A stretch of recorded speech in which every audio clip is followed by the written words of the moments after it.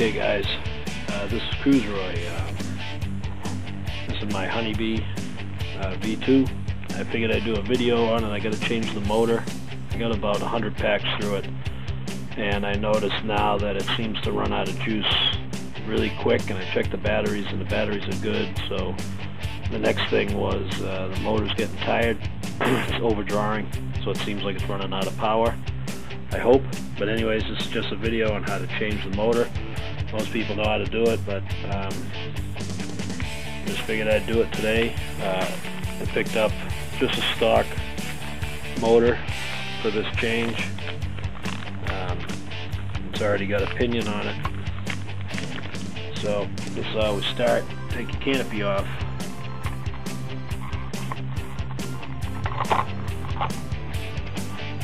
I'm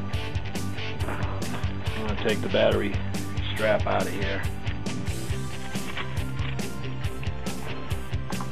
Alright, now this is fairly a simple machine.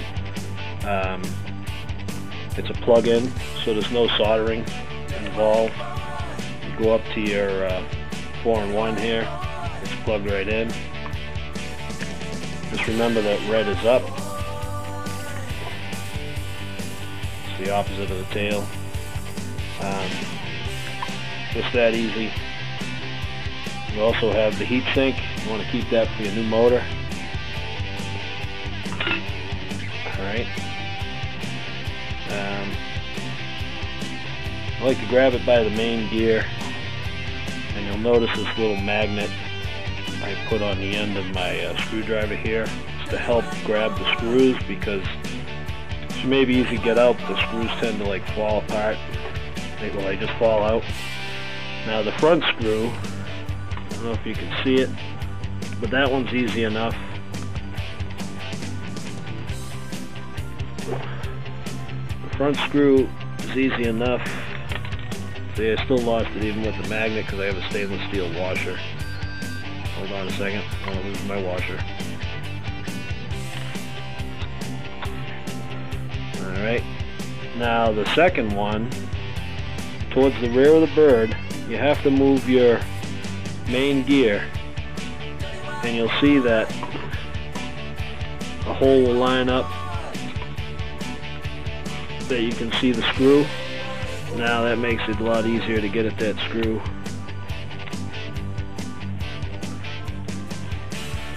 Okay. Now if you want, hold that driver in place. Just take your time, it's patience. And there's the old motor. I mean, she moves with real smooth. With doesn't feel like the magnets are any good anymore.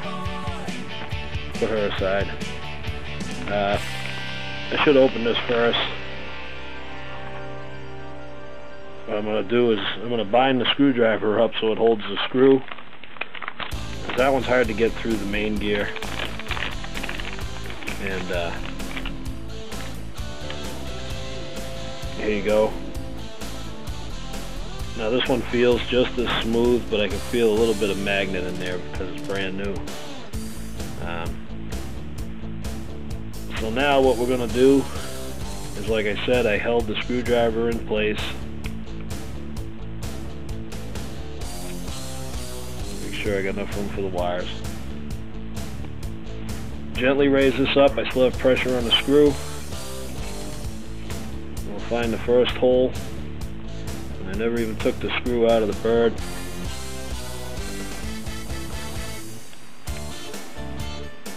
Everything's patience, grasshopper.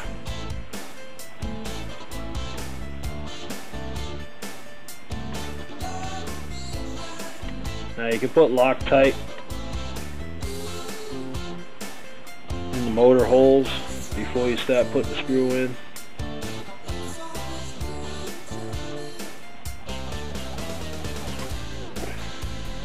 Which I didn't. Now you gotta line up that other hole. Just snug it up for now. Now that's the rear bolt.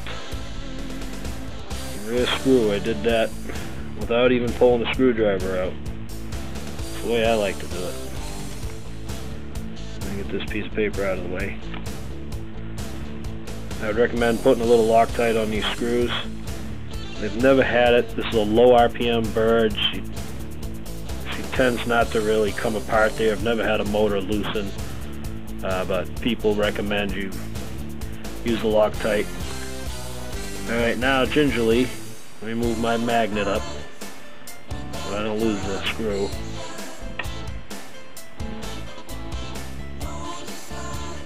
It's like playing Operation when you were a kid. That's what it was all about, for building helis.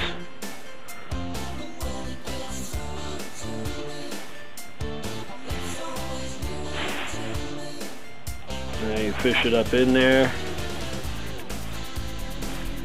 And I got very lucky. She's on there. It's snug right now. Okay. Now I want to talk to you about gear mesh. Gear mesh is where the two gears touch each other. You don't want it too tight and you don't want it too soft. But you do want a little slop in there.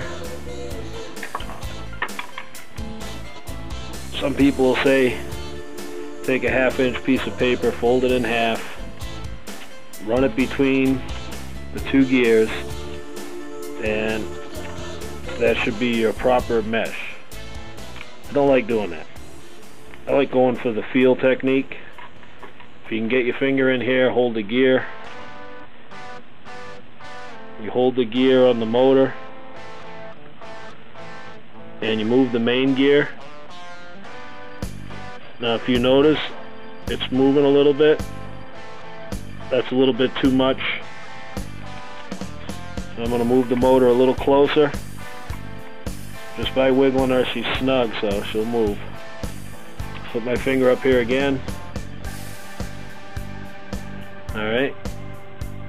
Now what you got is a light slop. I'm holding the little gear, the pinion, and you got a little slop in the main gear. I hope you can see that. That's good. Let me tighten up the screws.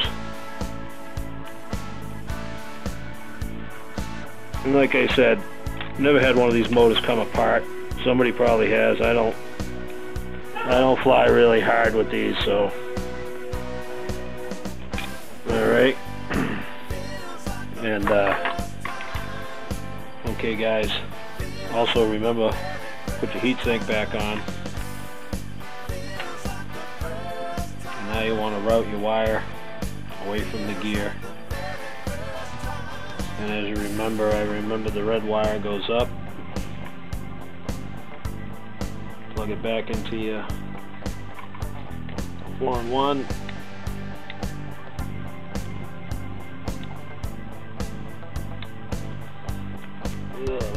That's harder than getting the motor in. Alright.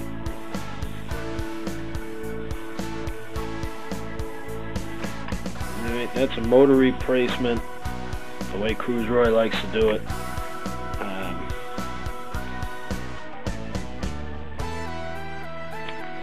Hope you enjoyed watching the vid. Gear mesh, very important. Like I said, your gear will end up like this. This is from a 450. But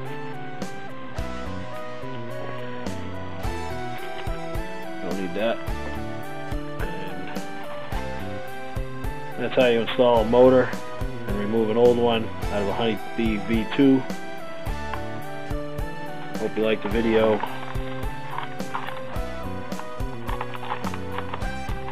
This is Cruise Roy, and I'm out of here.